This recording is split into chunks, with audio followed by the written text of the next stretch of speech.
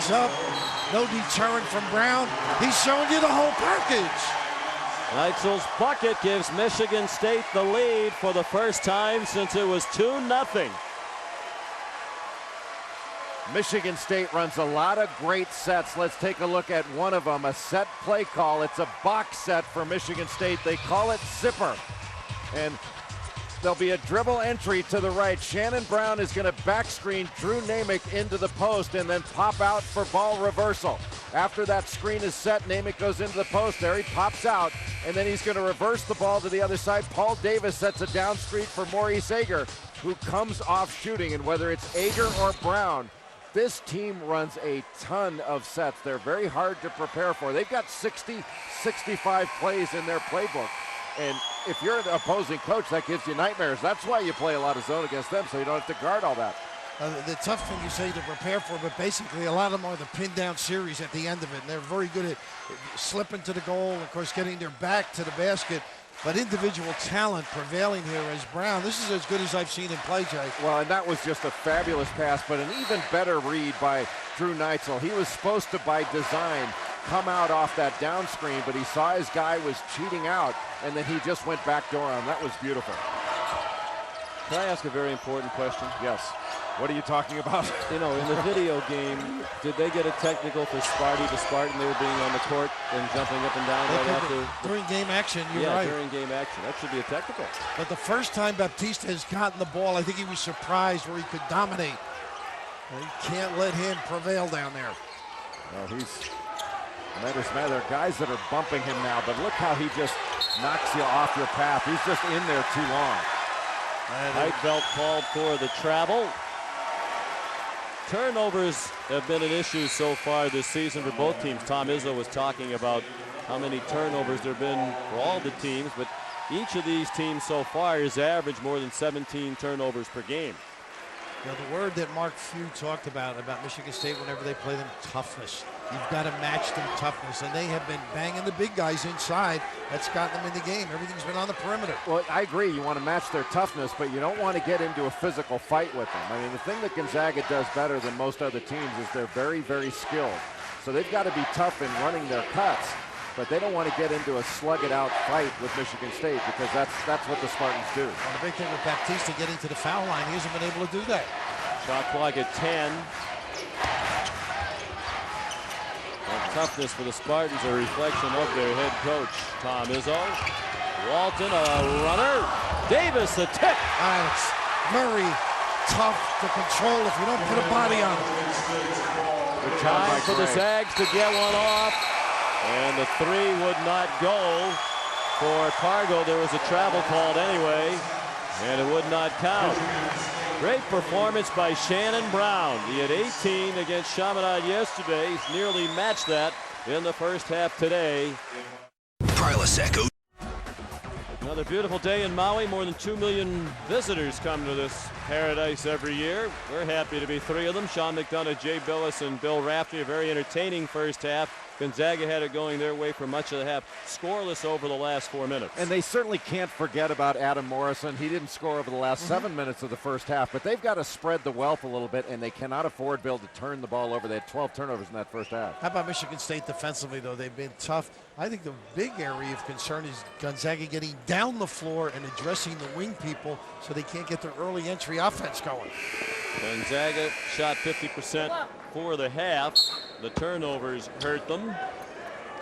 That's nothing new. Last year they shot 50% from the floor for the season. The Zags were 4th in the nation in field goal percentage.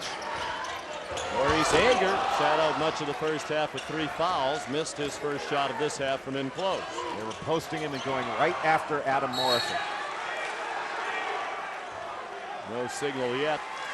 And the ball will stay with Michigan State with 18 seconds on the shot clock. You have to watch Shannon Brown on this play. They like to set a screen for him and put him into the lane after this. Well, they got an offensive foul on the pick. Let me ask you something, Jim. I'm not being smart, but when you were doubled, what were some of the things that you were taught? If you got, here's the double screen, they got just leaning into it too much. What were some of the things that you were taught? First, drag dribble? First look opposite and then dribble out and try to get it to where you can reverse the ball. The point being, Davis did not do that. I thought he should have taken it and bounced out, opening up the lane a little bit. Batista shoots over Drew Namick, who corrals the rebound. Namick just picked up his third foul. Ager playing with three, drove on Rivio and gets credit for the basket. See, that's the major issue, though. You've got to get down. That's the early offense. You've got to get back and get in a denied position. This cross-court pass is just gorgeous by Neitzel. The drop step and the finish. Extraordinary. Well, Rivio caught with nothing to do. He tried to get in to take a charge, but Ager was able to slip past it, and Batista did not do a good job of getting back to try to stop that. 9 points now for Ager. He played just 9 minutes in the first half because of foul trouble. And the longer we go into this tournament, the more we'll keep an eye out for signs of fatigue. Second game in as many days for these two teams. And for Michigan State, third game in 4 days. They played Saturday in Honolulu. Davis the rebound, and then he was fouled. And you mentioned last night, Tom Izzo said if he had it to do over again, he would not have scheduled that game with the University of Hawaii. Obviously they lost, but he didn't know they were going to draw Chaminade as their first game here. And if he did, he might not have felt the need to play a game for a little preparation before he came to Maui. His team's gotten better by virtue, I think, of the Hawaii game. Paying more attention. Good second half against Chaminade. Nice kick to Neitzel. Missed the three. Well, the negative now is they're going to play 4 games in 5 days. It's already tough enough to play 3 games in 3 days here, but the addition of the game Saturday in Honolulu makes it 4 and 5 for Michigan State. Mark Few's done a great job getting Baptista touches in the box, and then they get Marson on track. And that's 4 on Ager. How tough is he with the hesitation? He's got a myriad of deliveries, and as he gets to the baseline, this little hesitation, now that's look pro kind of move. Get him up, body search, and the ability to knock it down as well. And you go for that fake because it's got such credibility. I mean, you know that Morrison can hit that shot right in your grill, so you're going to go for that fake. But that's where, as a defender, especially with 3 fouls, you've got to be more disciplined. You can't leave your feet when somebody raises their eyebrows. Gonzaga had gone more than 5.5 minutes without a point. And Morrison had gone more than 9 minutes without scoring. He has 18 now. Ager on the bench with his 4 fouls. And now Gonzaga can afford to pack it in a little bit. Really only Namick and Brown are going to hurt you from the perimeter. They got that zone going again. Or Neitzel and Brown, excuse me. Travis Walton to Drew Neitzel and now Shannon Brown. Michigan State trailed by as many as 7 in the first half. Rally to take the lead at halftime. Now it's Gonzaga down by 3. Morrison fouled on the floor by Shannon Brown. Boy, under great control. Wasn't that little spin move, but didn't get out of control and was still able to get the defender off his feet. You know what's overlooked? His ability to bounce the ball, too. I mean, he's got a little guy here. Now, usually this is a charge, but how about this? Poise, take the hit. Looking to get to the free throw line, but that's just great individual ability.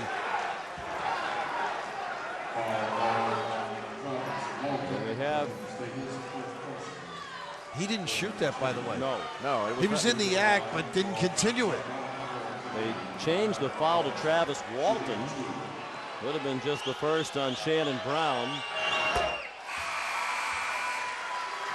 And Mark Few arguing with Mike Kitts that the foul should have been on Shannon Brown and not Travis Walton. I think the officials are going to confer about this. It certainly looked like Shannon Brown. Well, Walton, I didn't even think Walton was in the area. Now they're checking now. I think they're. Hey, the elevation, that was Brown. Like what? No disrespect to Walton, but he didn't get up that high. That was Brown. And this is one of the instances you can go to the monitor to make sure you correctly identified the player to whom the foul should be given. I think after Mike Kitts sees what we just saw, the foul will be charged to Brown. See, Walton is behind him. I think the He's guarding Cespedes behind him, so it was Brown. There's no question about it. I think the 3 and the 5 got the referees confused a little bit. Pretty sharp on the bench there at Gonzaga. And Mike Kitts, one of the best officials in the country, for 3 Final Fours. corrects the error. That's usually a temporary comment by our colleague. It's game to game with Mr. McDonough. Boy, and quite a nice thing to say about Mike after he threw out Jim Boeheim from an exhibition game. That must have stung you a little bit. Was that Mike? Yeah. Never mind. I take it all back. No respect for the coach of the Harvard of Central New York, as we like to call Syracuse University. Little 2-2-1, broken very effectively. Is that making them pay for the pressure? They broke it to score. Oh, exactly. Attack, attack. Let's face it, we're all blind to the cars. JP Batista called for the foul, and Goran Suton will go to the line.